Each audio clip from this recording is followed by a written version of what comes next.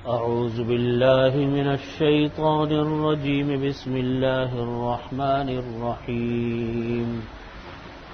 أولم يتفكروا في أنفسهم ما خلق الله السماوات والأرض وما بينهما إلا بالحق وأجل مسمى وَإِنَّ كَثِيرًا مِّنَ النَّاسِ بِلِقَاءِ رَبِّهِمْ لَكَافِرُونَ. أَوَلَمْ يَسِيرُوا فِي الْأَرْضِ فَيَنظُرُوا كَيْفَ كَانَ عَاقِبَةُ الَّذِينَ مِن قَبْلِهِمْ كَانُوا أَشَدَّ مِنْهُمْ قُوَّةً وَأَثَارُوا الْأَرْضَ وَعَمَرُوهَا أكثر مما عمروها وجاءتهم رسلهم بالبينات فما كان الله ليظلمهم ولكن كانوا أنفسهم يظلمون ثم كان عاقبة الذين أساءوا السوء أن كذبوا بآيات الله وكانوا بها يستهزئون.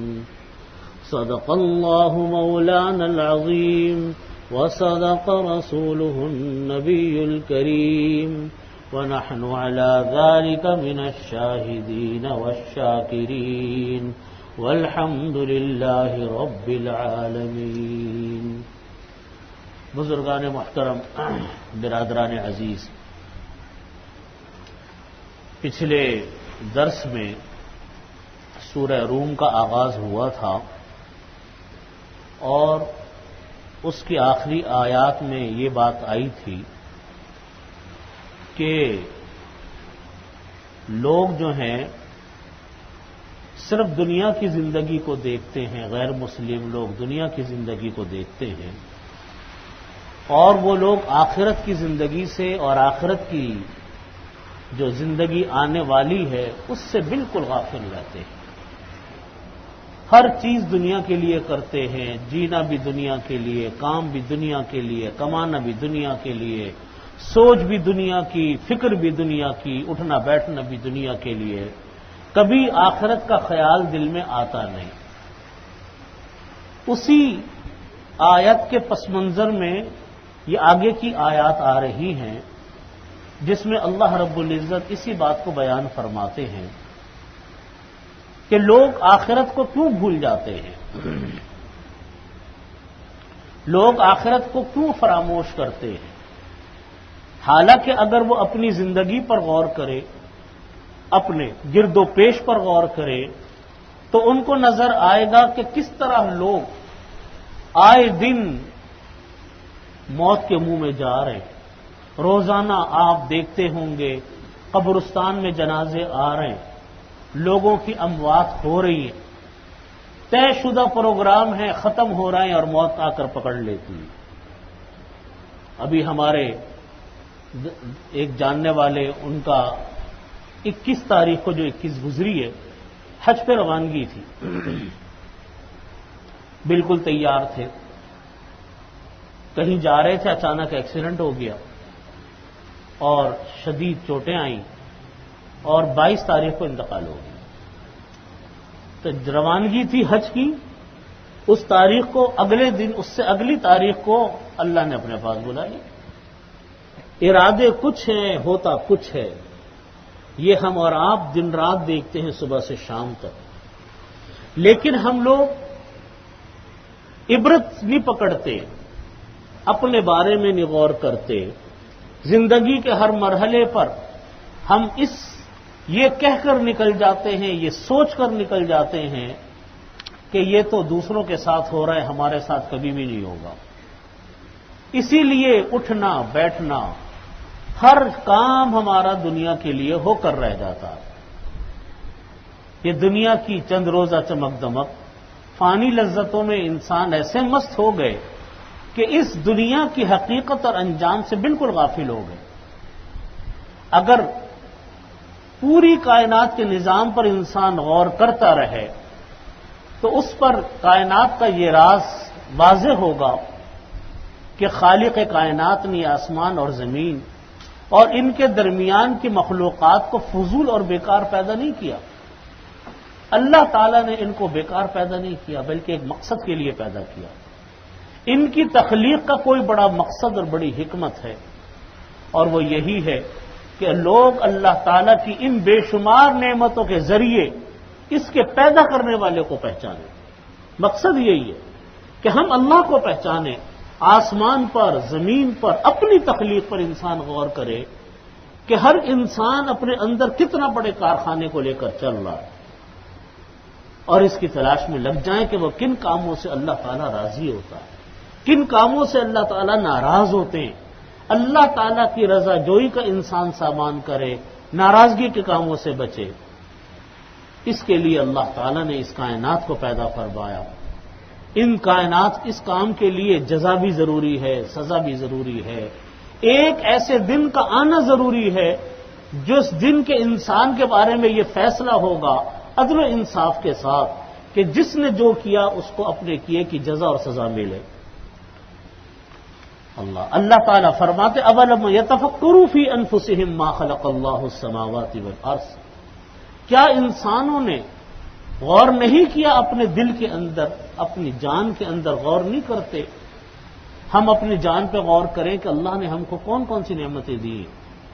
پھر اللہ تعالیٰ نے یہ جو نعمتیں اپنی عطا فرمائی، صحت کی، جسمانی چیزیں، اس میں کوئی تفریق نہیں رکھی. کسی رنگ کی، کسی نسل کی، کسی قوم کی، غریب کی، امیر کی، اعلی خاندان، چھوٹا خاندان، جو بھی ہے، سب کو اللہ تعالیٰ نے ایک جیسی سی نعمت عطا فرمائی. ما خلق اللہ السماوات والارض، جو اللہ نے پیدا کیا آسمان اور زمین میں، وما بینہما الا بالحق، اور جو اللہ تعالیٰ نے زمین اور آسمان کے درمیان پیدا فرمایا، وہ کیسا پیدا کیا؟ بالکل صحیح سالم، صحیح، بالکل ٹھیک اللہ نے پیدا کیا. وہ اجل مسمى، اور اللہ تعالیٰ نے ایک وعدہ مقررہ پر ان چیزوں کو پیدا کیا ہے. اللہ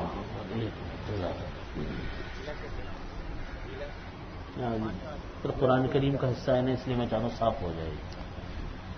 اچھا جی، میں عرض یہ کر رہا تھا کہ اللہ تعالیٰ نے فرماتے کہ کیا غور نہیں کیا انہوں نے اپنی جانوں پر کہ کیا اللہ تعالیٰ نے پیدا کیا آسمان کو اور زمین کو اور جو ان کے درمیان ہے، مگر اللہ تعالیٰ نے حق کے ساتھ پیدا فرمایا. وہ اجل مسمى، اور اللہ تعالیٰ نے ایک وعدہ مقررہ پر اللہ تعالیٰ نے ان کو پیدا فرمایا. وعدہ مقررہ کا مطلب کیا ہے کہ ایک معین مدت کے لیے اللہ تعالیٰ نے ہر چیز کو پیدا کیا. اللہ وَإِنَّ كَثِيرًا مِّنَ النَّاسِ بِلِقَاءِ رَبِّهِمْ لَكَافِرُونَ، اور بے شک بہت سارے لوگ بِلِقَاءِ رَبِّهِمْ لَكَافِرُونَ، اپنے رب کے ملنے کے منکر ہیں. بہت سارے لوگ نہ مانتے ہیں نہ تسلیم کرتے ہیں اس بات کو کہ اللہ رب العزت سے انسان کو کبھی سامنا بھی ہوگا، اللہ تعالیٰ انسان سے کبھی سوال جواب بھی فرمائیں گے. اس سے وہ منکر. اگر انسان صرف اس بات پر غور کرے نا کہ ہمیں اللہ کے سامنے جواب دہ ہونا پڑے گا، ہمیں اللہ کے سامنے جواب دہ ہونا پڑے گا، اور ہمیں اللہ کے سامنے ایک ایک عمل کی جواب دہی ہوگی، تو کتنے گناہوں سے ہم اور آپ بچ جائیں گے. آپ تصور تو کیجئے، جب ہم کسی انسان کے ساتھ کوئی زیادتی کرتے ہیں یا خود کوئی گناہ کرتے ہیں تو ہمارے ذہن میں یہ خیال نہیں آتا کہ ہمیں اپنے اس عمل کا ثواب اپنے رب کو دینا ہے. جب یہ دل میں خیال آئے کہ مجھے اللہ دیکھ رہا ہے، میں جس طرح کما رہا ہوں، میں جس طریقے سے زندگی گزار رہا ہوں، اپنے ایک ایک عمل کا مجھ کو اللہ کے سامنے جواب دہی کرنی ہے، جواب دینا ہے. کتنے انسان اس وقت اس گناہ سے رک سکتے ہیں اللہ کے خیال سے. یہ خیال کا آنا یہ بہت بڑی بات ہے، دل میں اس کا آنا کہ اللہ دیکھ رہا ہے. مجھے اللہ کے ہاں جواب دینا. یہ جب ہم گناہ کرتے ہیں تو ہمارے دل میں یہ بات نہیں ہوتی، تبھی ہم گناہ کر رہے ہوتے. جب ہم کہتے ہیں نا اللہ کا خوف نہیں ہے، یہ اللہ کا خوف. ایک مرتبہ حضرت عمر فاروق رضی اللہ عنہ رات کو گشت پر تھے. گشت کر کیا کرتے تھے؟ آپ کو تو حالات پڑھے ہیں آپ نے کہ کس طریقے سے حضرت عمر فاروق رضی اللہ عنہ چلتے تھے. رات کو گھروں کے سامنے سے گزرتے تھے، محلوں گلیوں کو دیکھتے تھے. ایک دن رات کو کسی پہر سے گزر رہے تھے تو گھر کے اندر آدھی رات کا وقت تھا. گھر کے اندر سے آواز آ رہی تھی، ماں اپنی بیٹی کو کہہ رہی تھی کہ بیٹی دودھ میں پانی ملا دے. بیٹی کہتی تھی کہ میں نہیں ملاتی. ماں کہتی تھی کہ بیٹی تو پانی ملا دے. بیٹی کہتی تھی کہ نہیں اماں میں نہیں ملاؤں گی. ماں نے کہا کہ بیٹی پانی ملا دے، کون دیکھ رہا ہے اس وقت؟ تو بیٹی نے کہا کہ اپنی اماں سے کہا کہ فَأَيْنَ اللَّهُ، اللہ کہاں گیا؟ کوئی نہیں دیکھ رہا مجھ کو، اللہ تو دیکھ رہا. یہ بیٹی نے جواب دیا اپنی ماں کو. لگتا تھا کہ وہ لوگ کوئی دودھ بیچنے کا کام کرتے ہوں گے. تو اس وقت حضرت عمر فاروق رضی اللہ عنہ نے جب یہ جملہ سنا تو حضرت عمر فاروق رضی اللہ عنہ نے اس وقت تو کچھ نہیں کہا. آدھی رات کا وقت تھا، کسی کے گھر پہ کیا جاتے. گھر پہ علامت مقرر کی اور اگلے دن معلومات کروائیں کہ اس گھر میں کون رہتا ہے، یہ ماں بیٹی کون ہے. معلومات کروائیں، پتہ چلا کہ جی فلانا ہے، فلانا خاندان ہے. تو اگلے دن پھر جب یہ پتہ چل گیا تو حضرت عمر فاروق رضی اللہ عنہ نے اس لڑکی کے لیے اپنے بیٹے سے نکاح کا پیغام بھیجا. انہوں نے کہا کہ یہ لڑکی اس قابل ہے کہ اس کو اپنے گھر میں لایا جائے بہو بنا کر. یہ بنیادیں ہوتی تھی پہلے زمانے میں شادیوں کی کہ کون کتنا نیک ہے، کون کتنا اخلاق والا ہے، کون کتنا اللہ سے ڈرنے والا ہے. پھر نکاح کا پیغام بھیجا، اپنے بیٹے سے اس کی شادی ہوئی. بیٹے سے شادی ہونے کے بعد ان کی اولاد میں حضرت عمر بن عبدالعزیز رحمۃ اللہ علیہ پیدا ہوئے. جب ماں باپ نیک ہو تو اولاد بھی پھر ایسی پیدا ہوتی ہے. تو اس میں حضرت عمر بن عبدالعزیز رحمۃ اللہ علیہ پیدا ہوا، جن کے دور کو دور خلافت کے ساتھ جوڑا جاتا ہے، دور عمر بن عبدالعزیز رحمۃ اللہ علیہ. تو یہ خیال، اللہ کا ڈر، یہ اتنی بڑی چیز ہے کہ ہر کام کرتے وقت انسان کے دل میں اگر یہ خیال پیدا ہو کہ ہاں چلو ابھی مجھے دنیا کا کوئی انسان تو نہیں دیکھ رہا. بعض لوگ ہوتے کہتے میرا کون بگاڑ سکتا ہے بھائی، میں اتنا عہدے والا، اتنا منصب والا، اتنا تعلقات والا یا اتنا پیسے والا جو بھی ہے تو ٹھیک ہے. بعض اوقات دنیا میں کوئی کسی کو نہیں پکڑ پاتا، بڑے بڑے لوگ اس طریقے سے چھٹ جاتے ہیں، لیکن اللہ کی پکڑ سے تو کوئی انسان نہیں بچ سکتا. قرآن کریم نے اس کو فرمایا کہ ثم لتسألن یومئذ عن النعیم. وہ پھر انسان سے ضرور بھی ضرور سوال کیا جائے گا، اس دن نعمتوں کے بارے میں سوال کیا جائے گا کہ کون سی نعمت اللہ نے دی، اس نعمت کو کہاں خرچ کیا.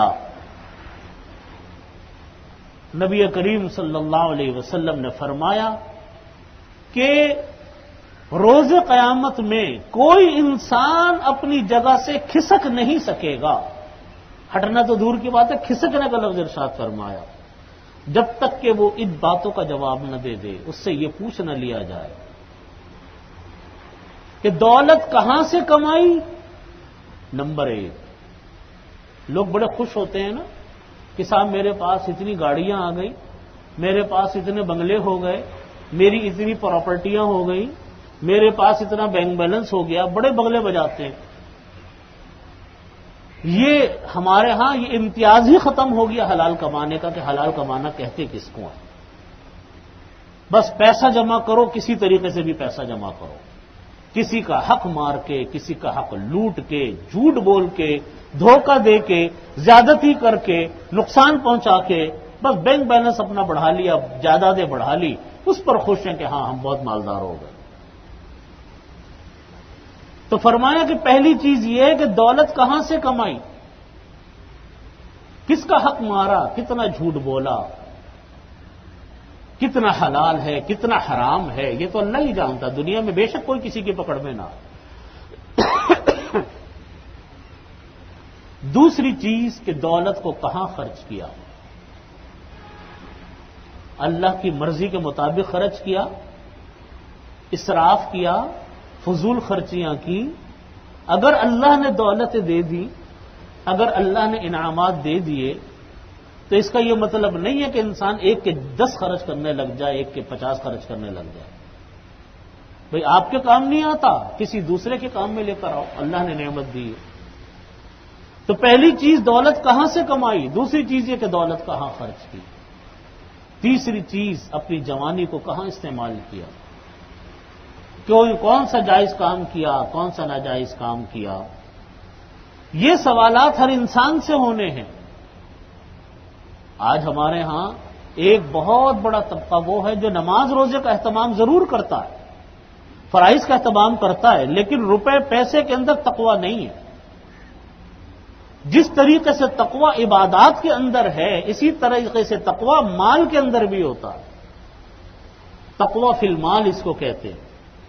مال کا تقویٰ یہ ہے کہ انسان مشکوک چیزوں سے بچے، مشکوک چیزوں سے بھی بچے، مشتبہ چیزوں سے بھی بچے۔ جب تک مال پاک نہیں ہوتا، انسان کا باطن بھی صاف نہیں ہوتا، انسان کا دل بھی صاف نہیں ہوتا۔ آج ہمارے ہاں بہت سارے لوگ یہ شکایات کرتے ہیں کہ ہماری دعائیں قبول نہیں ہوتی۔ کوئی یہ کہتا ہے کہ ہمارے گھروں میں طرح طرح کے مسائل اور پریشانیاں ہیں، کوئی یہ کہتا ہے کہ سب کچھ ہے لیکن مسائل اور پریشانیاں ختم نہیں ہوتی۔ ان کی بنیادوں میں در حقیقت وہ مال کی، حرام مال کی آمیزش چھپی ہوئی ہوتی ہے، جس کی وجہ سے طرح طرح کے مسائل پیش آتے ہیں۔ تو جس طرح انسان مال میں، عبادات میں تقوی اختیار کرتا ہے، اسی طریقے سے تقوی فی المال بھی ہوتا ہے۔ تقوی فی المال کا مطلب یہ کہ ذرا سی مشکوک چیز سے بچو۔ حضرت تھانوی رحمۃ اللہ علیہ کا مواعظ میں واقعہ لکھا ہے کہ حضرت تھانوی رحمۃ اللہ علیہ نے فرمایا کہ مواعظ میں لکھا کہ ایک صاحب میرے سے ان کا اصلاحی تعلق تھا، اور وہ میری مجلس میں آیا کرتے تھے، کہیں سے سفر کر کے آتے تھے کسی دوسرے شہر سے۔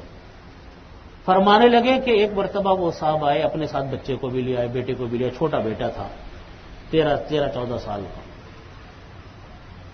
جیسے لوگ بزرگوں کے پاس اپنے بچوں کو لے جاتے ہیں برکت کے لیے، دعا کے لیے، وہ بھی لے آئے۔ حضرت نے انہوں نے کہا کہ حضرت یہ میرا بیٹا ہے، اس کے لیے دعا کر دیں، اس کے سر پہ ہاتھ پھیر دیں۔ حضرت تھانوی رحمۃ اللہ علیہ فرمایا کہ حضرت لکھتے ہیں اپنے معمولات میں کہ میں لوگوں کی عبادتوں کو نہیں چیک کرتا کہ اس نے کتنی عبادتیں کی نہیں کی، لیکن میں لوگوں کے معاملات کو ضرور چیک کرتا ہوں کہ معاملات ان کے کیسے ہیں۔ حضرت تھانوی رحمۃ اللہ علیہ کے معاملات پہ بڑی سختی تھی۔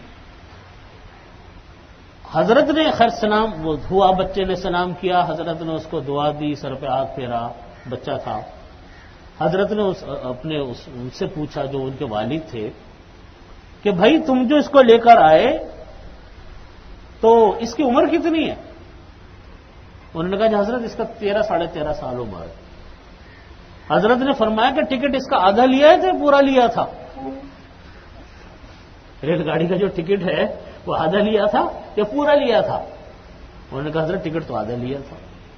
حضرت فرمانے لگے جب قانون ریلوے والوں کا یہ ہے کہ 12 سال کی عمر سے ٹکٹ پورا لگتا ہے تو آپ نے آدھا ٹکٹ کیوں لیا؟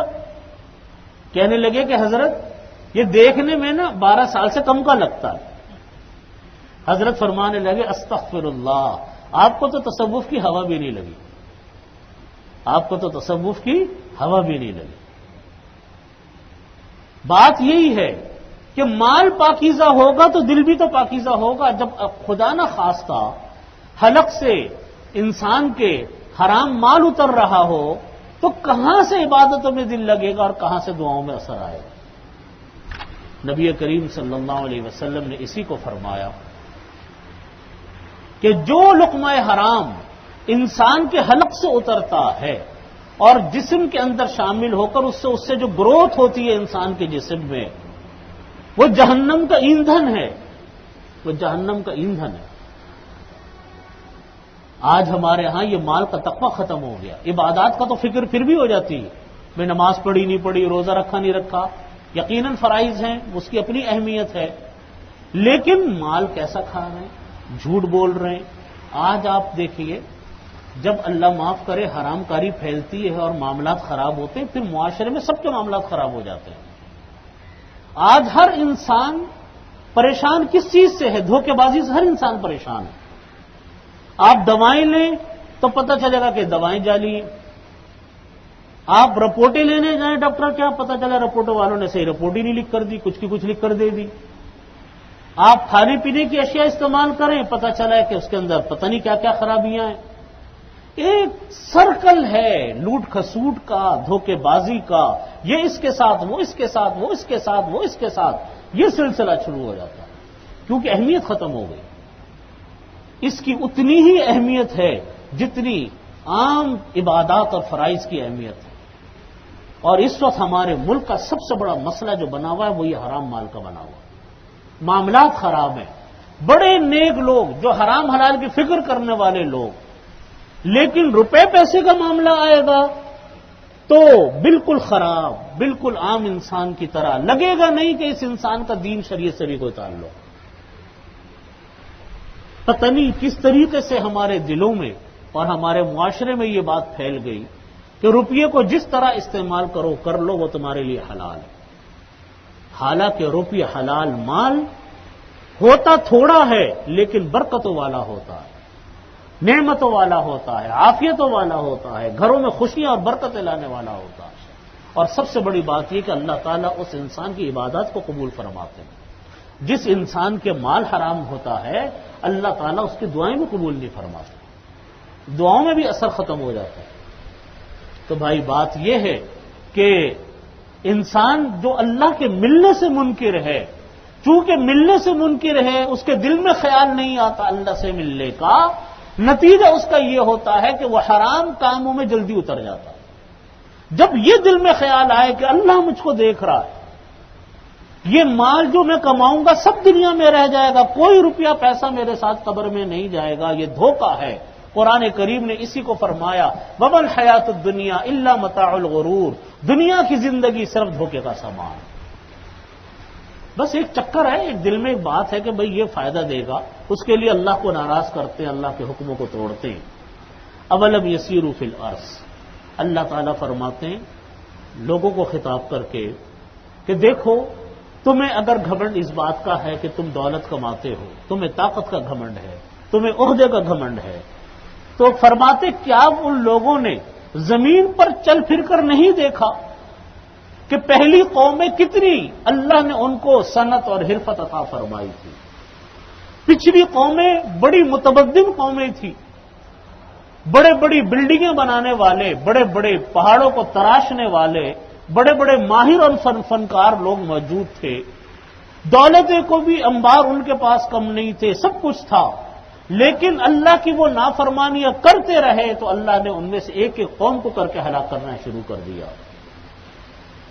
آج اگر کسی انسان کے پاس دولت ہے، عہدہ ہے، پیسہ ہے، شہرت ہے، وہ یہ چاہے کہ میں ساری زندگی دنیا میں اسی طرح رہوں گا، ایسا نہیں ہوتا۔ ایک وقت آتا ہے انسان کی کمزوری کا، ایک وقت آتا ہے انسان کے ختم ہونے کا، وہ وقت ہر انسان کا اللہ نے رکھا۔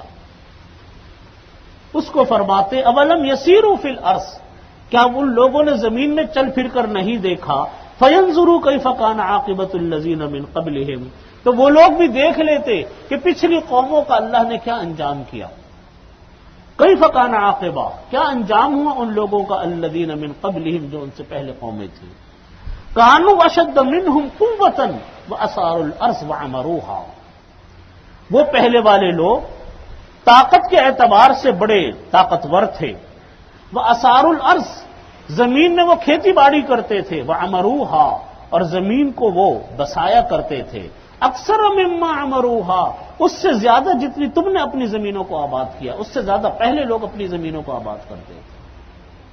پہلے لوگوں کے پاس کوئی دولت کی کمی نہیں تھی، بہت مالدار لوگ ہوتے تھے. وجاءتہم رسلہم بالبینات، ان کے پاس بھی اللہ کے رسول واضح نشانیاں لے کر آئے. لیکن جب کسی کے پاس دولت ہو، شہرت ہو، پھر منصب ہو، کسی کے پاس کوئی نعمت، کسی کے پاس کوئی نعمت، تو اللہ تعالیٰ فرماتے ہیں کہ ایسی صورت میں پھر وہ جب دولت ہے، منصب ہے، عہدہ ہے، ایسی صورت میں پھر آدمی کسی کی سنتا کہاں ہے؟ وہ تو کہتا ہے کہ میرے اوپر تو ہن برس رہا، میرے اوپر تو نعمتیں برس رہی ہیں، اب میں پیسے کے آگے کہاں اللہ کی سنوں گا؟ اب تو میں ہوں اور میری جناب اپنی طاقت ہے، میری اپنی دولت ہے. اللہ تعالیٰ فرماتے پہلے لوگ بھی ایسے ہی تھے جن پر اللہ کا عذاب آیا کہ ان لوگوں نے بھی دولت ان کے پاس زیادہ تھی، شہرت ان کے پاس زیادہ تھی، طاقت ان کے پاس زیادہ تھی، کھیتی باڑی میں وہ لوگ ماہر تھے، زمینوں کو آباد کرنے میں وہ لوگ ماہر تھے، زمینوں کے بسانے میں وہ ماہر تھے. رسول آئے اللہ کے، ان کے پاس واضح نشانیاں لے کر. اللہ تعالیٰ نے ایک جملہ ایسا فرمایا کہ پھر جب ان پر عذاب آیا نا تو پھر لوگ یہ کہتے تھے کہ ہمارے ساتھ ظلم ہو گیا. اللہ تعالیٰ فرماتے فما کان اللہ لیظلمہم، نہیں تھا اللہ ان کے اوپر ظلم کرنے والا، ولکن کانوا انفسہم یظلمون، لیکن وہ اپنے آپ کے اوپر خود ہی ظلم کرنے والے تھے.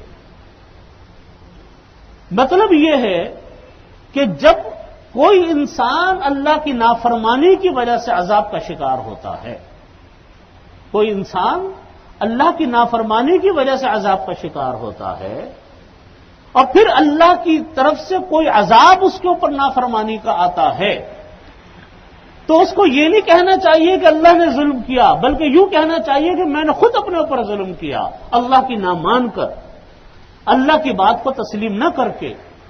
آج آپ دیکھیے ہمارے ہاں کے جو دولت مند طبقہ ہے، جس کو اللہ نے، دولت مند طبقہ تو ہر زمانے میں ہوتا ہے نا، کوئی زمانہ مالداروں سے خالی نہیں ہوتا.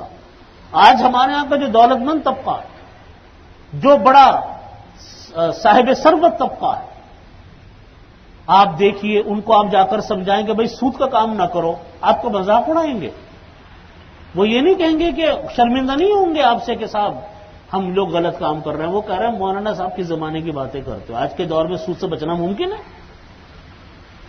کسی سے کہا کہ رشوت نہ لو تو وہ آپ کو مذاق اڑائے گا کہ آج کل کے بغیر رشوت کے بغیر کوئی کام ہوتا ہے؟ اللہ کی نافرمانیاں کرنے والے کس وجہ سے کہ دولت آ رہی ہے، صاحب منصب آ رہا ہے، عہدہ آ رہا ہے. ایک انسان عہدے پہ رہ کر اس لیے ناجائز کام کر رہا ہے کہ وہ سمجھتا ہے کہ میں بڑا طاقتور ہو گیا ہوں، مجھے اپنی دھاک بٹھانی ہے، میرا اپنا رعب قائم کرنا ہے. وہ انسان اب اللہ کی نافرمانیوں پر اتر آیا. پھر جب کبھی اللہ کی طرف سے پکڑ آتی ہے تو پھر اس کو یہ نہیں کہنا چاہیے کہ اللہ نے ظلم کیا، یہ کہنا چاہیے کہ میں نے خود اپنے آپ پر ظلم کیا اللہ کی نہ مان کر. آج بھی ہم دیکھتے ہیں کہ جو کل وزیر تھے آج اسیر ہیں، جیلوں میں پڑے ہوئے. آئے دن ہم لوگ یہ تماشے دیکھتے ہیں، اور جو اسیر تھے وہ وزیر بن گئے، وہ وزیر پھر اسیر بن گئے. یہ کھیل تماشے صبح دوپہر شام چلتا ہے ہمارے یہاں.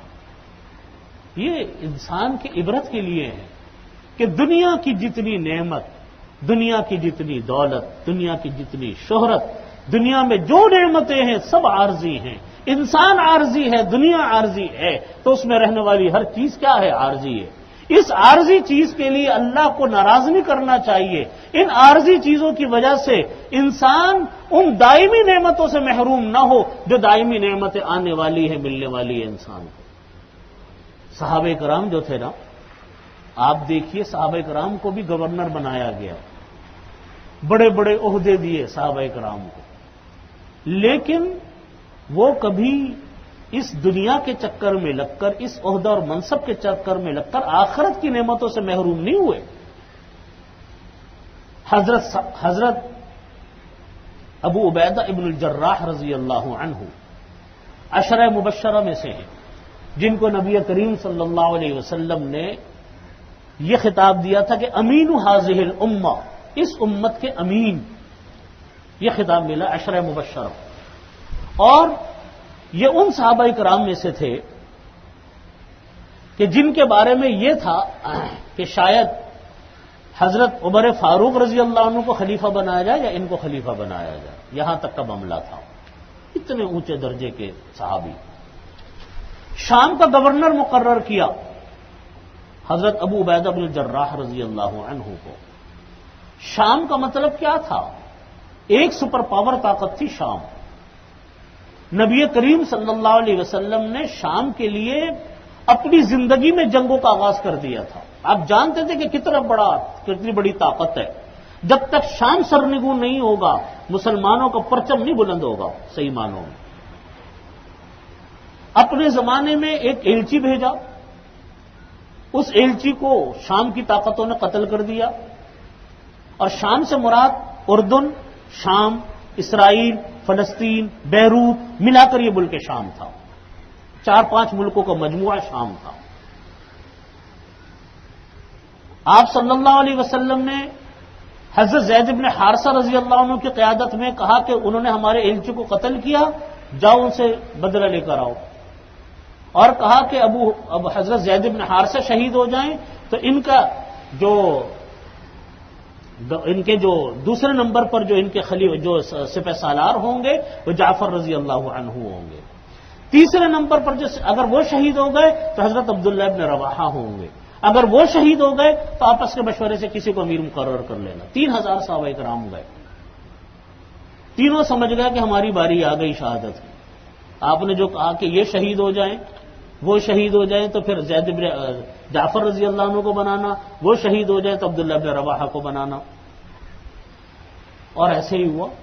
پہلے زید بن حارثہ شہید ہوئے، پھر حضرت جعفر رضی اللہ عنہ شہید ہوئے، پھر حضرت عبداللہ ابن رواحہ رضی اللہ عنہ شہید ہوئے. پھر انہوں نے اپنے باہمی مشورے سے خالد بن ولید رضی اللہ عنہ کو اپنا مقرر کیا. اس کے بعد جیش اسامہ روانہ ہوا، آپ کے وصال ہو گیا. جیش اسامہ روانہ ہوا. اس کے بعد جنگ یرموک ہوئی ہے. اس جنگ یرموک میں مسلمانوں نے فتح حاصل کی ہے. سپہ سالار حضرت ابو عبیدہ بن الجراح رضی اللہ عنہ تھے، لیکن کمان جو جنگ میں کر رہے تھے حضرت خالد بن ولید رضی اللہ عنہ فرما رہے تھے. یہ حضرت ابو عبیدہ بن الجراح رضی اللہ عنہ اتنے بڑے اونچے درجے کے صحابی. حضرت عمر فاروق رضی اللہ عنہ کا دور حکومت تھا. شام کے گورنر حضرت عمر فاروق رضی اللہ عنہ شام کے دورے پہ تشریف لائے. سارا دن مصروفیات، دن بھر ادھر سے ادھر، ادھر سے ادھر پھر رہے. سارا دن پھر کے کئی دن ہو گئے تو ایک دن حضرت عمر فاروق رضی اللہ عنہ نے فرمایا کہ ابو عبیدہ آپ مجھ کو اپنا گھر دکھلاؤ. حضرت عمر فاروق رضی اللہ عنہ تو ہر طرف نظر رکھتے تھے نا، ہر انسان پر نظر رکھتے تھے. انہوں نے کہا کہ امیر المومنین آپ میرا گھر دیکھ کے کریں گے کیا؟ انہوں نے کہا نہیں، مجھے تمہارا گھر دیکھنا. انہوں نے کہا کہ آپ میرا گھر دیکھ کر اپنی آنکھیں نچوڑیں گے، یعنی آپ کی آنکھوں میں آنسو آ جائیں گے. حضرت عمر فاروق نے فرمایا کہ نہیں ابو عبیدہ میں آپ کے گھر جانا چاہتا ہوں. فرمانے لگے امیر المومنین اگر آپ نے میرے گھر چلنا ہے تو چلیے. اب شام جگمگ کر رہا ہے، دولت کا مرکز تھا ملک شام، روشنیوں کا شہر، دولت کا شہر. پورے شام کے شہر کے اندر سے اب چل رہے ہیں، شہر سے باہر نکل گئے. جو جگمگاتی روشنیاں تھیں وہ بھی پیچھے رہ گئی.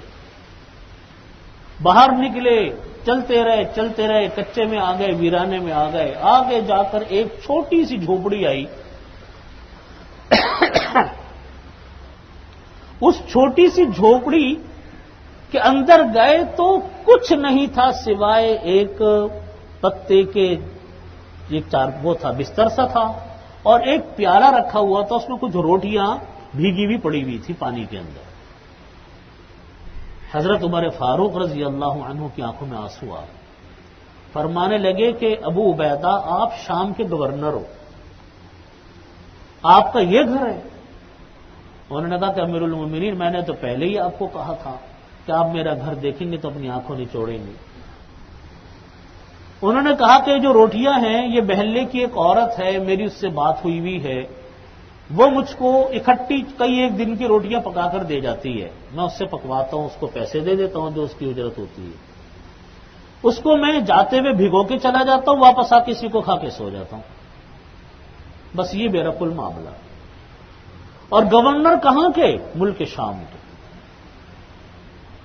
تو دولت، شہرت اور منصب اللہ نے تو اپنے نیک بندوں کو بھی دیا، صحابہ کرام کو بھی ملا، بعد میں تابعین، تبع تابعین کو بھی ملا، لیکن جس کی نظر اللہ پر رہی، جس کی نظر آخرت پر رہی، جس کی نظر میں یہ رہا کہ مجھ کو اللہ کے سامنے کھڑا ہونا ہے، وَأَمَّا مَنْ خَافَ مَقَامَ رَبِّ، جو انسان اپنے رب کے سامنے کھڑا ہونے سے ڈر گیا، جس کے دل میں یہ ڈر آ گیا کہ مجھ کو اپنے رب کے سامنے کھڑا ہونا ہے۔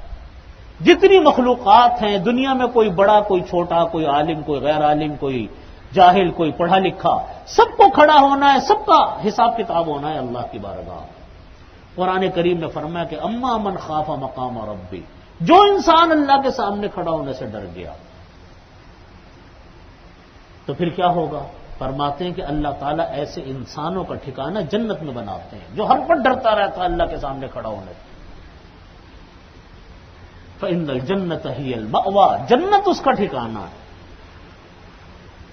ہم کوئی کام کریں، ہمارے دل میں یہ آئے کہ بھائی ہم غلط کریں گے تو اللہ کو ہم کیا جواب دیں گے، بس یہ دل میں ایک بات آ گئی، یہ دل میں خیال لاتے رہیے کہ اللہ کو جواب دینا، اللہ کے سامنے کھڑے ہو کے کیا جواب دیں گے؟ دنیا میں تو پیسے بھی مل جاتے ہیں، دنیا میں تو مسائل حل ہو ہی جاتے ہیں، کوئی حل ہوتا ہے کوئی نہیں ہوتا، سب کے ساتھ ایسا ہی ہوتا ہے۔ 100% کوئی آدمی ایسا نہیں ملے گا جس کا سارے کام ہو رہے ہیں، کوئی ہو رہا ہے کوئی نہیں ہو رہا، کوئی ہو رہا ہے کوئی نہیں ہو رہا، سب کے ساتھ یہی ہے۔ لیکن ایک انسان وہ ہے کہ وہ ڈر رہا ہے مجھے اللہ کے سامنے کھڑا ہونا ہے، وہ انسان کبھی نہیں جائے گا گناہ کی طرف۔ تو دولت، عزت، منصب، شہرت، دنیا کی نعمتیں اللہ نے صحابہ کرام کو بھی دی، تابعین، تبع تابعین کو بھی دی، عام انسانوں کو بھی دی۔ کوئی اپنی ان نعمتوں میں مست ہو کر ایسا اللہ کو بھولا کہ اس نے اللہ کو پلٹ کر نہیں دیکھا، اور کوئی انسان اللہ سے ڈر گیا، اس کا ٹارگٹ، اس کی نظر ہمیشہ اللہ پر رہی کہ مجھ کو اللہ کے سامنے جواب دینا ہے، تو پھر وہ انسان کامیاب ہے کہ دنیا کے بڑے سے بڑے عہدے مل جائیں۔ عمر فاروق رضی اللہ عنہ کے برابر کوئی جرنیل ہو سکتا ہے؟ اب مجھ کو بتائیے آپ۔ آج نہ ان کے پاس کوئی تربیت یافتہ آرمی، نہ آگے پیچھے خاندان میں کوئی بادشاہ، ورنہ ہوتا ہے نا بادشاہوں کا خاندان چلا آ رہا ہے، نہ آگے خاندان نہ پیچھے خاندان بادشاہوں والا، تنہا ایک صحابی نبی کریم صلی اللہ علیہ وسلم کا عاشق، اس کو خلافت مل جاتی ہے۔ وہ اتنا بڑا جرنیل کہ آج دنیا کی بڑی بڑی آرمی رکھنے والے ممالک، دنیا کی بہترین تربیت یافتہ فوج رکھنے والے ممالک اتنے علاقوں پر قبضہ نہیں کر سکے، فتح نہیں کر سکے جتنا تنہا عمر فاروق رضی اللہ عنہ نے فرمایا تھا۔ 14 لاکھ مربع میل پر حکومت تھی عمر فاروق رضی اللہ عنہ، تو معمولی بات تو نہیں، اتنا بڑا علاقہ فتح کرنے والا انسان، لیکن زندگی سادہ، کوئی اس عہدے کا، کوئی اس منصب کا ادنا سا اثر ان کی شخصیت پر نہیں پڑا، ادنا سا اثر ان کی شخصیت پر پڑا ہو، نہ اپنے حال سے غافل ہوئے۔ جس انسان نے یہ سنا ہوا آپ اندازہ تو کیجئے، ہمارے ہاں تو کوئی انسان اگر اچھا خواب دیکھ لیتا تو اگلے دن اس کی چال ڈھال بدل جاتی، وہ سمجھتا کہ پتہ نہیں میں کون سے مقام پر پہنچ گیا، فائز ہو گیا۔ عمر فاروق رضی اللہ عنہ نبی کریم صلی اللہ علیہ وسلم کے ساتھ سائے کی طرح رہنے والے، اپنے کانوں سے سننے والے کہ عمر فی الجنہ، عمر تم جنتی ہو، براہ راست سننے والے، آمنے سامنے سننے والے۔ فرمایا کہ میرے بعد کوئی نبی ہوتا تو عمر ہوتے، اگر میرے بعد کوئی نبی ہوتے تو عمر ہوتے۔ فرمایا کہ میں وہاں معراج پر تشریف جب لے گئے نبی کریم صلی اللہ علیہ وسلم، فرمایا کہ میں نے عمر کا محل جنت میں دیکھا، میرا دل چاہا کہ میں عمر کے محل میں داخل ہو جاؤں، لیکن پھر مجھ کو عمر کی غیرت یاد آ گئی، تو میں نہیں گیا. حضرت عمر فاروق رضی اللہ عنہ فرمانے لگے، رونے لگے، فرمانے لگے کہ اغار علیک کا یا رسول اللہ، یا رسول اللہ کیا میں آپ کو غیرت دلاؤں گا؟ اتنا اونچے درجے کا انسان، اتنا اونچے درجے کا صحابی، لیکن اپنی حال سے غافل نہیں تھے. جس وقت نبی کریم صلی اللہ علیہ وسلم نے حضرت حذیفہ ابن یمان رضی اللہ عنہ کے مدینہ طیبہ کے منافقین کی فہرست حوالے کی اور کہا کہ مدینہ طیبہ میں یہ انسان جو ہے نا وہ منافقین ہے، جو اوپر سے اسلام قبول کیا اندر سے وہ مسلمان نہیں ہوئے. تو عمر فاروق رضی اللہ عنہ کو دیکھیے آپ، حضرت حذیفہ کو کونے میں پکڑ کر لے گئے، فرمانے لگے حذیفہ میں تم کو اللہ کی قسم دے کر پوچھتا ہوں اور کہتا ہوں کہ مجھ کو یہ بتلاؤ کہ اس فہرست میں میرا نام تو نہیں، اس فہرست میں میرا نام تو نہیں. اتنی فکر اپنے بارے میں کہ کہیں میں منافقین تو نہیں ہوں نبی کریم صلی اللہ علیہ وسلم کی نگاہ میں. ان لوگوں کو اتنی بڑی زمین کے اوپر عہدے ملے، منصب ملے، امیر المؤمنین بنے، خلیفہ بنے، لیکن نظر کبھی آخرت سے نہیں ہٹی. کوئی دنیا کی دولت، کسی دنیا کی شہرت نے ان کی نظر کو وہاں سے نہیں ہٹایا. آج ہم میں سے کسی انسان کو ایک چھوٹے سے دفتر کا اگر افسر بھی بنا دیا جائے تو وہ ظلم کرنے لگ جاتا ہے، زیادتیاں کرنے لگ جاتا ہے، اپنے آپ کو پتہ نہیں کیا سمجھنے لگ جاتا. اس لیے فرماتے ہیں اللہ تعالیٰ کہ جب کبھی عہدے کی وجہ سے، شہرت کی وجہ سے کوئی انسان کے پاس دولت آ گئی، شہرت آ گئی، اس کی وجہ سے اور پھر کوئی انسان اپنی دولت اور شہرت کی وجہ سے نافرمانیاں کرنے لگے، پھر اللہ کی پکڑ آئے، تو یوں نہیں کہنا چاہیے کہ اللہ نے ظلم کیا، بلکہ یوں کہا کرے کہ میں نے خود ظلم کیا اللہ کی نہ مان کر، اللہ کی بات کو تسلیم نہ کر کے. ثم كان عاقبۃ الذین اساءوا السوء، پھر فرمایا کہ انجام ان لوگوں کا جن لوگوں نے برے کام کیے. السوء وہ برا ہی ہے، یعنی برے کاموں کا انجام کیا ہے؟ برا ہے. آپ اپنے گرد و پیش پہ دیکھیں، اپنے کراچی میں دیکھ لیں، جو کسی کے ساتھ ظلم کرتا تھا قتل ہو گیا، جو قاتل تھا خود مقتول ہوا، جس نے کسی کو ظلماً قتل کیا خود بھی قتل ہوا. دیکھ لیجیے، بھری پڑی ہے مثالیں آپ کے گلی کوچوں کے اندر. جس نے ڈکیتیاں کی وہ خود کسی مصیبت کا شکار ہوا. ارے بھائی، برا کام کر کے کبھی کوئی انسان سکھ میں رہا؟ کبھی جھوٹ بول کر کوئی سکھ میں نہیں رہ سکتا، کوئی کسی کا مال لوٹ کر خوش نہیں رہ سکتا، کسی کی جائیدادوں پہ قبضہ کر کے خوش نہیں رہ سکتا. ایک نہیں کتنی مثالیں سامنے ہیں جنہوں نے لوگوں کے مالوں کو ناجائز لوٹا، جنہوں نے اپنے بہن بھائیوں کی جائیدادوں پر ناجائز قبضے کیے. بڑی تکلیفوں کی زندگی، دولتیں تو آ گئی، بینک بیلنس بھی آ گیا، جائیدادیں بھی آ گئیں، لیکن سکھ اور چین نصیب نہیں ہو سکا. نہ عزت نصیب ہوئی، نہ سکھ اور چین نصیب ہوا. کبھی دولت سے عزت نہیں ملا کرتی. آپ دیکھیے، بڑے بڑے دولت مند ہیں، اگر حلال طریقے سے نہیں کمائیں گے تو اس دولت سے رسوائی ملے گی. انسان دولت کس لیے کماتا ہے؟ آرام کے لیے، سکون کے لیے، عزت کے لیے.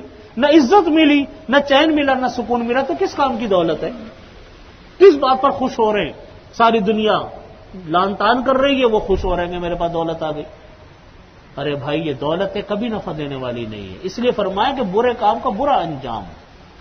جو کام برا کرو گے اس کا انسان کو بھگتنا پڑتا ہے دنیا میں، اس کے ساتھ بھی برا ہوتا. برے کام کرنے والے کے ساتھ اچھا نہیں ہوتا. ہمارے بزرگوں کا معمول ہے جب کوئی آدمی آ کر اپنی بہت ساری پریشانیوں کو ذکر کرتا ہے نا کہ میرے ساتھ یہ ہو گیا، یہ ہو گیا، یہ ہو گیا، وہ فرماتے کہ بھائی، اب وہ آ کر جو اگلی بات کرنے لگتا وہ یہ کرتا کوئی تعویذ دے دو مجھ کو، کوئی میری نظر اتار دو. وہ کہتے ہیں نظر تعویذ بعد میں ہوگا، پہلے اپنے اعمال پر غور کرو، تم کسی غلطی میں تو نہیں مبتلا ہوئے ہوئے، کسی کا مال ناجائز قبضے سے تو نہیں لیا ہوا، تمہاری آمدنی میں حرام تو شامل نہیں ہے، تمہارے کسی کا ناجائز حق تو نہیں تم نے مارا ہوا، زکوٰۃ پابندی سے دیتے ہو نہیں دیتے، کیونکہ زکوٰۃ کا مال اگر زکوٰۃ ادا نہ کی جائے تو زکوٰۃ کا مال وہ موجودہ مال کو بھی تباہ کر ڈالتا ہے. زکوٰۃ کا مال وہ موجودہ مال کو بھی کیا کرتا ہے؟ تباہ کر ڈالتا ہے. تو فرماتے تھے کہ اس کاموں کا تم جائزہ لو.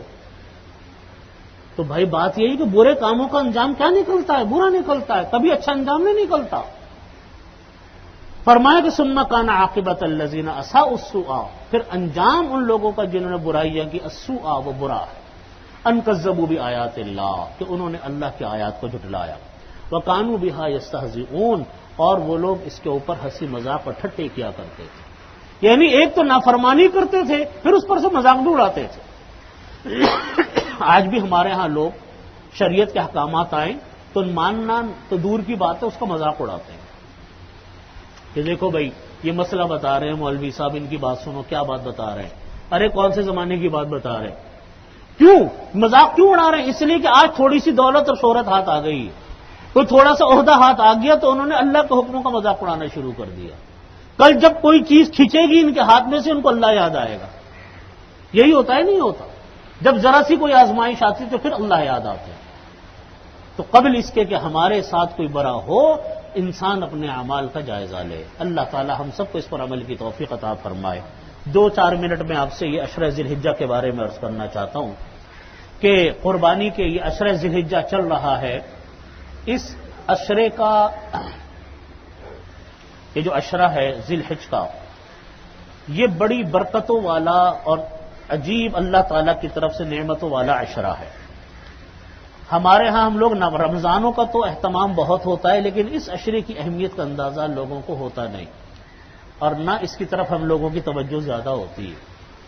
نبی کریم صلی اللہ علیہ وسلم نے فرمایا کہ اللہ تعالی کو کوئی عمل اتنا محبوب نہیں نیک اعمال میں سے جتنا اس 10 دنوں کے اندر نیک عمل محبوب ہے۔ سب سے زیادہ اللہ تعالیٰ کو پسندیدہ یہ 10 دن ہے۔ آپ دیکھیے شعبان سے عبادتوں کی ایک ترتیب چل رہی ہے، شعبان میں شب برات آتی ہے، پھر رمضان کا مہینہ آ گیا، وہ تو آپ کو معلوم ہے کہ کیسا عظیم الشان مہینہ، پھر عید آ گئی، عید کے بعد سے حج کا سلسلہ شروع ہو گیا، اشہر حج شروع ہو گئے، شوال، ذوالقعدہ، ذی الحج میں حج، ذی الحج میں 2 اہم عبادتیں، ادھر حج ہو رہا ہے، ادھر قربانی ہو رہی، اور پھر جب یکم ذی الحجہ آتی ہے تو ان دنوں میں نبی کریم صلی اللہ علیہ وسلم نے ارشاد فرمایا کہ کوئی انسان اگر ایک روزہ رکھ لے ان 10 دنوں میں تو ایک روزہ 1 سال کے روزوں کے برابر ہے، یعنی ہم اور آپ اگر پورے سال روزہ رکھیں جتنا ثواب ملے گا، اتنا ان 10 دنوں میں کوئی ایک دن کا روزہ رکھ لے اتنا ثواب ملے گا۔ کتنا بڑا ثواب ہے آپ دیکھیں، اور روزے بھی کوئی ایسے مشکل روزے تو ہیں نہیں۔ اب روزہ رمضان کا ہو، ابھی ہم نے جون میں روزے رکھے رمضان المبارک کے، تو کون سی ایسی مشکل پیش آ گئی بھائی آپ بتاؤ؟ سارے حضرات ماشاءاللہ روزے دار تھے، کون سی ایسی مشکل آ گئی؟ روزہ تو اللہ تعالیٰ رکھواتے، انسان کہاں رکھتا ہے؟ یہ تو اللہ تعالیٰ جسم میں ایک تبدیلی لے کر آتے ہیں کہ آپ روزہ رکھ لیتے ہو، نہ بھوک لگتی ہے نہ پیاس لگتی ہے۔ نیت کرنا ہمارا کام، پورا کروانا اللہ کا کام، پورا اللہ کرواتا ہے۔ ابھی میں پچھلے دنوں انگلینڈ گیا ہوا تھا، تو میں نے وہاں پہ ساتھیوں سے پوچھا، میں نے کہا جی آپ کے تو روزے تو بہت لمبے تھے، کیونکہ ان کے ہاں 2:30 بجے سحری ختم ہو جاتی تھی، اور بعض علاقوں میں 1:30 بجے سحری ختم ہوتی تھی، اور افطار ہوتا تھا 10:30 اور 11:30۔ اب اندازہ کرو روزہ کتنا لمبا۔ تو میں ان سے پوچھتا تھا، میں نے ایک ڈاکٹر صاحب تھے ڈربی میں، میں نے پوچھا ڈاکٹر صاحب آپ جب روزہ رکھتے تھے آپ کو آرام کوئی مشکل تو نہیں پیش آتی تھی اتنے لمبا روزہ رکھے؟ تو انہوں نے مجھے یہی جواب دیا جو میں دے رہا ہوں۔ انہوں نے کہا کہ جی پتہ نہیں جسم کے اندر کوئی ایک ایسی تبدیلی ہمارے آتی ہے کہ اتنا لمبا روزہ ہمیں پتہ بس پورا ہو جاتا ہے۔ 1:30-2:30 بجے سے اندازہ کیجئے آپ، اور جناب عالی رات کو 10:30 اور کہیں 11:30 پہ جا کر افطار ہو رہا ہے، پھر 11:30 سے 1:30، 2-2.5 گھنٹے میں نماز، مغرب، عشاء، تراویح، افطار، سحری جو ہے وہ ہے۔ یہ اللہ تعالیٰ ایک تبدیلی لے کر آتے ہیں جسم میں انسان۔ تو یہ تو نیت ہم کرتے ہیں، آپ کرتے ہیں۔ اب جون میں اتنا ہر آدمی کہہ رہا ہے جون کے روزے بڑے مشکل ہیں، لیکن آپ سب جانتے ہیں کہ اتنے مشکل روزے کہاں تھے؟ پر رکھا روزہ، نیت آپ نے کی، پورا ہو گیا روزہ، اللہ نے پورا کروا دیا۔ روزہ تو اللہ پورا کرواتے ہیں، ہمارا کہاں پورا کرتے؟ ہمارے اندر کیا ہوتا؟ تو بھائی یہ ایام ضائع کرنے کے ایام نہیں ہیں، ان میں ایک روزہ 1 سال کے روزے کے برابر ثواب۔ تو بقیہ سارے روزے رکھ لیں تو کیا مشکل ہے؟ کوئی مشکل نہیں، ہمت کی بات ہے، ارادے کی بات ہے، اللہ تعالیٰ پورا فرمانے والے۔ تو ایک روزہ کیا ہے؟ 1 سال کے روزے کے برابر اس کا ثواب، اور فرمایا کہ راتوں کو جاگ کر عبادت کرنے کا ثواب شب قدر کی عبادت کی طرح ہے۔ ہم لوگ 27ویں شب کا کتنا اہتمام کرتے ہیں، لیکن رات کو جاگ کر عبادت کرنا شب قدر کی عبادت کے برابر ثواب ہے ان راتوں کے اندر۔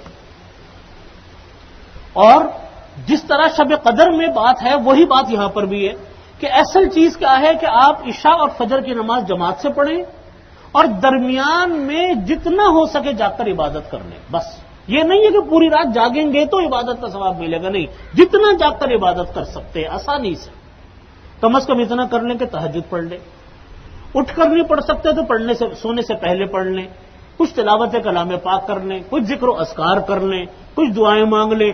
1 گھنٹہ جو ہم بیٹھ کر، ہمارے ہاں لوگ بیٹھ کر گپ شپ میں ضائع کر دیتے، وہ عبادت میں لگ جائے تو رات کا عبادت کا ثواب ملتا ہے۔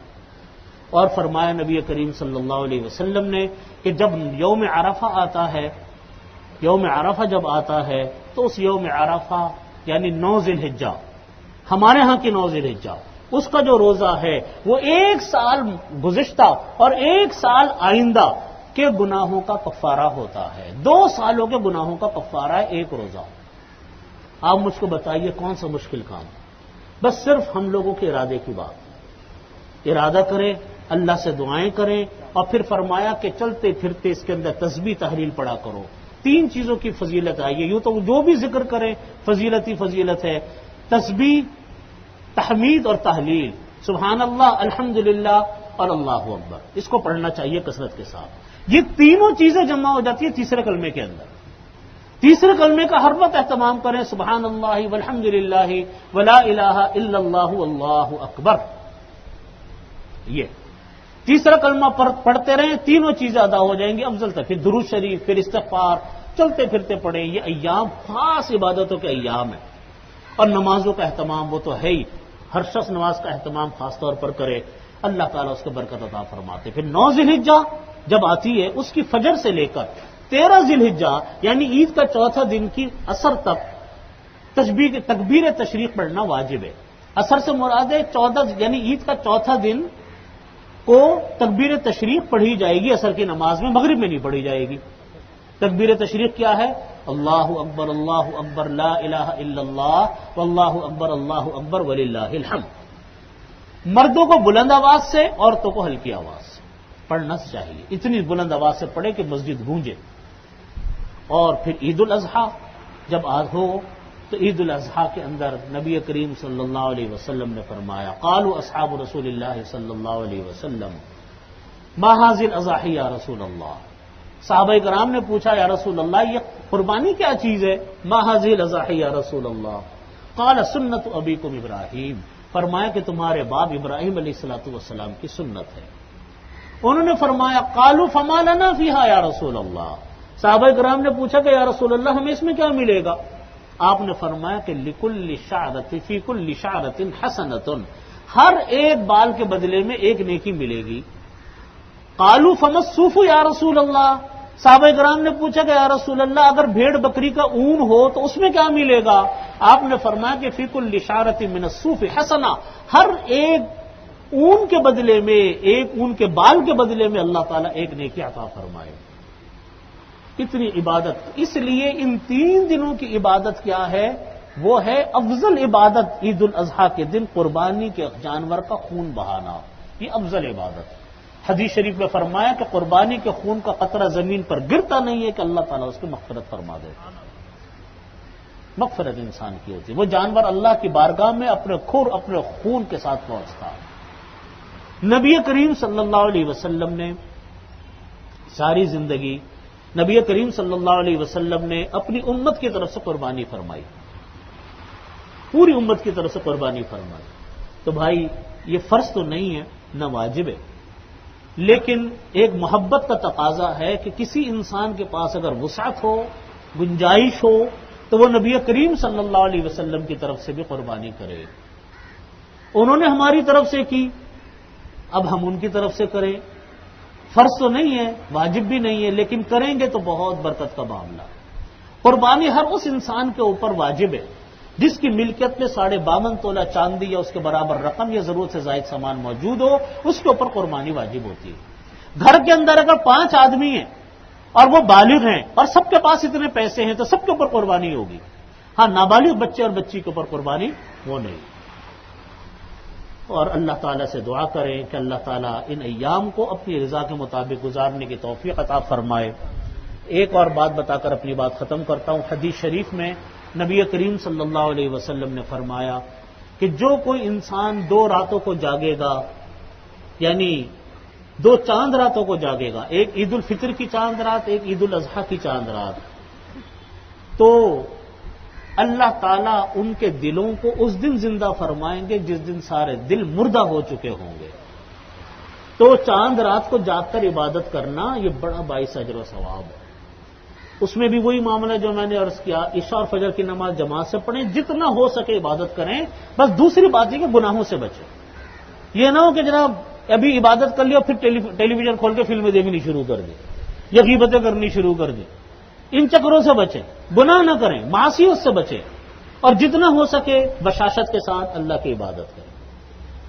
بس اس طریقے سے اپنا اس آخری یہ جو عشرہ ذی الحجہ ہے اس کے گزارنے کا اہتمام فرمائیں، اور اللہ سے دعا کریں کہ اللہ تعالیٰ اس عشرے کی تمام برکتیں، رحمتیں، مغفرتیں ہم سب کو عطا فرمائے، اور اعمال صالحہ کی توفیق اللہ تعالیٰ ہم سب کو عطا فرمائے۔ وآخر دعوانا الحمدللہ رب العالمین۔ یہ لے لیں اللہم صلی علی محمد وعلی آل محمد کما صلیت علی ابراہیم وعلی آل ابراہیم انک حمید مجید۔ ربنا ظلمنا انفسنا فإن لم تغفر لنا وترحمنا لنكونن من الخاسرین۔ یا حی یا قیوم برحمتک استغیث اصلح لنا شأننا کلہ ولا تکلنا الی انفسنا طرفۃ عین۔ یا اللہ ہمارے تمام گناہوں کو معاف فرما، یا اللہ تمام صغیرہ کبیرہ گناہوں کی مغفرت فرما، یا اللہ قرآن پاک پر اور اس کے احکامات پر عمل کرنے کی توفیق عطا فرما، یا اللہ قرآن پاک کو سمجھنے کی توفیق عطا فرما، یا اللہ نبی کریم صلی اللہ علیہ وسلم کی سنتوں کو اپنانے کی توفیق عطا فرما، یا اللہ اس کو سمجھنے کی توفیق عطا فرما، یا اللہ تمام بیماروں کو شفاء کامل عاجل مستمر دائم عطا فرما، یا اللہ سب کی پریشانیوں کو دور فرما، ہم سب کو رزق حلال واسع یا اللہ عطا فرما، یا اللہ جو لوگ بے روزگار ہیں ان کو حلال روزگار عطا فرما، یا اللہ جو برسر روزگار ہے ان کی حلال آمدنی میں اور اضافہ فرما، یا رب کریم عشرہ ذی الحجہ کو اپنی مرضیات کے مطابق سنت کے مطابق گزارنے کی توفیق عطا فرما، اس عشرے کی تمام برکتیں ہم کو عطا فرما، یا اللہ قربانی کو صحیح طریقے سے اخلاص نیت کے ساتھ ادا کرنے کی توفیق عطا فرما۔ ربنا تقبل منا انك انت السميع العليم وتب علينا انك انت التواب الرحيم۔ اللهم صل على محمد۔